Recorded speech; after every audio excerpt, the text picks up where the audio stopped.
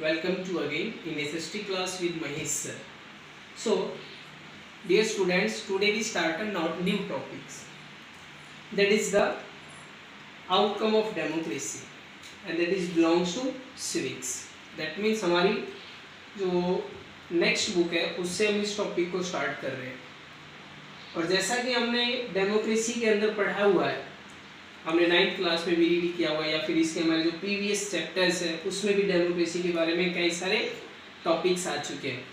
तो हम यहाँ पर अब नेक्स्ट जो टॉपिक आए या फिर जो हमारा मेन लेसन है that is the outcome of democracy. यहाँ पर हम रीड करेंगे कि डेमोक्रेसी के क्या कुछ आउटकम्स हो सकते हैं, क्या कुछ बेनिफिट्स होते हैं, या फिर हम कह सकते हैं कि डेमोक्रेसी जो है वो डिफरेंट जो गवर्नमेंट सिस्टम है उससे कैसे बेटर है. सबसे पहले हम इस टॉपिक की स्टार्ट करेंगे डेमोक्रेसी की डेफिनेशन के साथ में. और जैसा कि सिंपल सी बात है, हमने 9th में भी रीड किया हुआ है, कई सारी डेफिनेशंस बताई हुई हैं, और हमने आपको ये भी बता रखा है कि डेमोक्रेसी की कोई एक डेफिनेशन नहीं है, मोर देन डेफिनेशंस है. जितने भी फिलोसफर्स हुए हैं या फिर पॉलिटिशियंस हुए हैं, उन सब ने अपने अकॉर्डिंग डेमोक्रेसी को डिफाइन किया हुआ है. तो यहाँ पर जो हमने लिखा हुआ है that is the democracy is the better form of government when compared with dictatorship or any other alternative.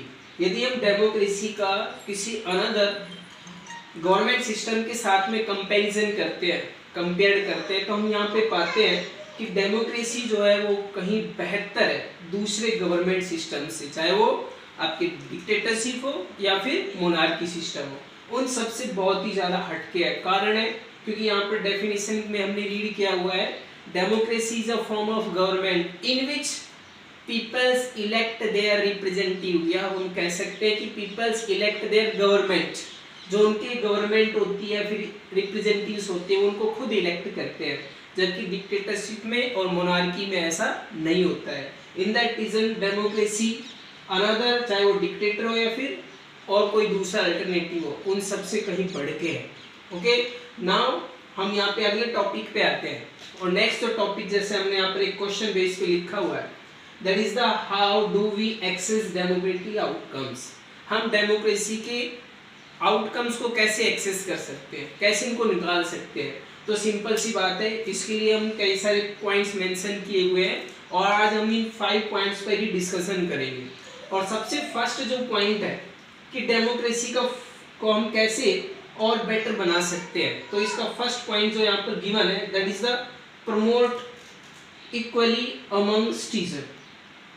हम इक्वालिटी को यदि पीपल्स के अंदर प्रमोट करें, यानी कि सभी को एक समान अधिकार दें, और ये होता है डेमोक्रेसी के अंदर क्योंकि हर एक सिटीजन्स को फुल्ली राइट होता है कि वो अपना रिप्रेजेंटेटिव खुद इलेक्ट करें या फिर गवर्नमेंट का फॉर्मेशन करने में अपना एक इम्पोर्टेंट रोल प्ले करें.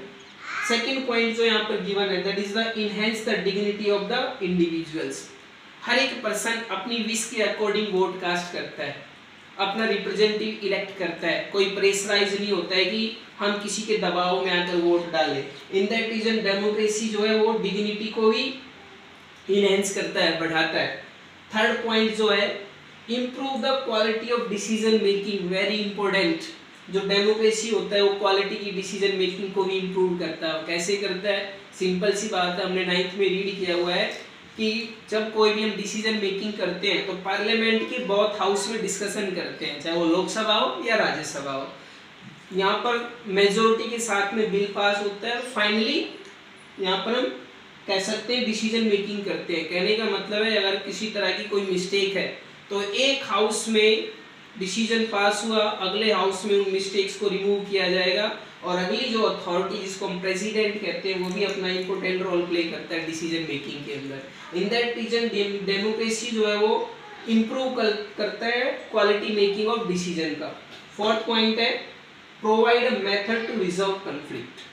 अगर किसी का मतभेद होता है, किसी तरह का मतभेद है पीपल्स के अंदर या फिर लोकसभा और राज्यसभा के अंदर, तो इन कन्फ्लिक्ट को भी रिसॉल्व करने का हमारे पास में एक मेथड दिया गया है जिसको हम ज्वाइंट सेशन कहते हैं.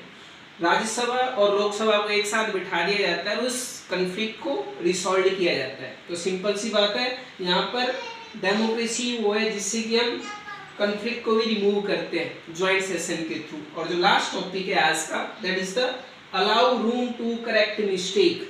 अगर किसी से किसी तरह की मिस्टेक होती है, गलती होती है, तो अब उस गलती को सुधारने का मौका दिया जाता है। और ये सिर्फ कहाँ पे पॉसिबल है? डेमोक्रेसी के अंदर है, जबकि डिक्टेटरशिप और मोनार्की के अंदर ऐसा पॉसिबल नहीं है।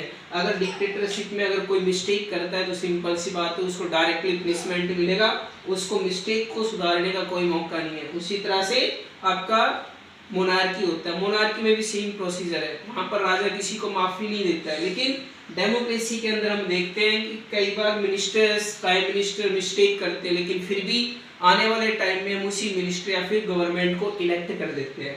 इन दैट रीजन हम कह सकते हैं कि डेमोक्रेसी जो है वो मिस्टेक्स को करेक्ट करने की भी अपॉर्चुनिटी देता है। तो डियर स्टूडेंट, आई थिंक कि आज आपको इस लेसन का इंट्रोडक्शन समझ में आया होगा। अगर किसी तरह का डाउट है तो क्लियर करेंगे और साथ में अपनी एनसीईआरटी बुक भी रीड करेंगे। Thank you.